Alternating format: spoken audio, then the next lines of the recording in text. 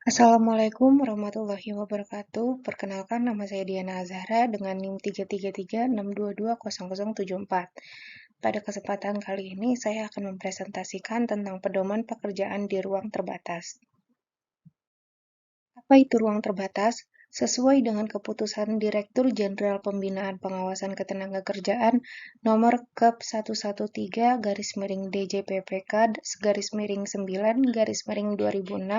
yakni ruangan yang cukup luas dan memiliki konfigurasi sedemikian rupa sehingga pekerjaan dapat masuk dan melakukan pekerjaan di dalamnya. Mempunyai akses keluar masuk yang terbatas seperti pada tank, kapal, silo, tempat penyimpanan, lemari besi, atau ruang lain yang mempunyai akses ruang yang terbatas. Tidak dirancang untuk tempat kerja secara berkelanjutan atau terus-menerus di dalamnya. Tujuan utama bekerja di ruang terbatas yaitu memberikan pedoman atau petunjuk keselamatan dan kesehatan kerja terhadap langkah-langkah yang harus dilakukan pada saat memasuki ruang terbatas. Berikut merupakan aspek-aspek dalam ruang terbatas. Yang pertama, antisipasi, yaitu kemampuan untuk memperkirakan, memprediksi, dan mengestimasi bahaya atau hazard yang mungkin terdapat pada ruang terbatas. Yang kedua, rekognisi, yaitu mengenal bahaya atau hazard di tempat yang berhubungan dengan pekerjaan dan pemahaman dari efek atau akibatnya pada pekerja. Yang ketiga, evaluasi, yaitu proses pengambilan keputusan yang hasilnya adalah tingkat bahaya dalam pekerjaan di ruang terbatas. Yang keempat, yaitu pengendalian, yaitu proses untuk menurunkan tingkat risiko bahaya yang mungkin diterima oleh para pekerja yang dapat mengakibatkan kecelakaan. Berikut merupakan jenis-jenis ruang terbatas, yaitu tangki penyimpanan, bejana transport, boiler, dapur, silo, jaringan perpipaan, dan sebagainya. Lalu berikutnya ada jenis pekerjaan yang menyebabkan orang memasuki ruang terbatas. Yang pertama, pemeliharaan, pencucian, atau pembersihan. Yang kedua, pemeriksaan. Ketiga, pengelasan, pelapisan, dan perlindungan karat. Keempat, perbaikan. Kelima, penyelamatan dan memberikan pertolongan pada pekerja yang cedera dari ruang terbatas. Potensi bahaya yang dapat ditimbulkan di ruang terbatas. Yang pertama ada gas atau uap yang beracun, masuknya cairan atau debu, hambatan dalam ruang tersebut, bahaya pemakaian listrik, dan sebagainya. Berikutnya langkah aman memasuki ruang terbatas. Yang pertama, siapkan surat izin memasuki ruang terbatas dan instruksi yang diperlukan sebelum masuk. Kedua, lakukan purging, flushing, dan pemindahan residu-residu kimia yang ada di dalamnya.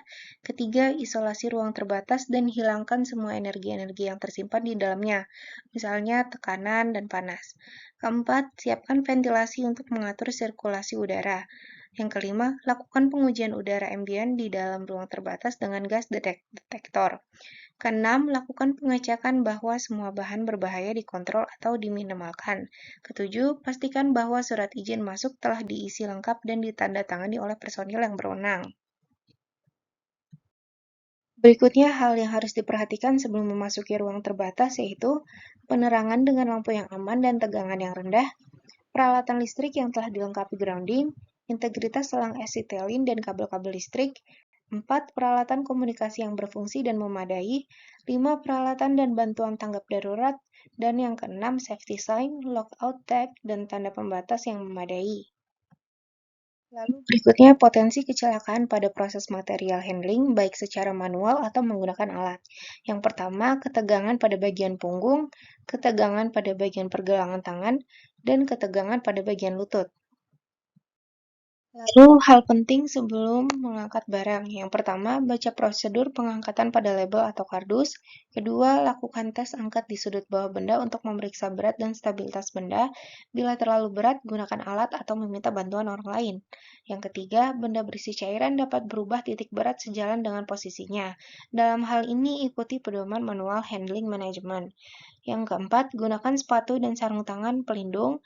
Yang kelima, pastikan objek dipegang erat dan aman. Bila diperlukan, tambahkan pegangan pada kardus atau box. Yang keenam, hindarkan mengangkat secara mendadak, lakukan secara perlahan tanpa pengerahan tenaga kejutan. Berikutnya merupakan prosedur material handling menggunakan alat. Yang pertama, baca prosedur penggunaan alat. Yang kedua, gunakan APD dengan benar dan lengkap. Dan yang ketiga, periksa kondisi alat lalu bisa digunakan. Sekian, terima kasih. Wassalamualaikum warahmatullahi wabarakatuh.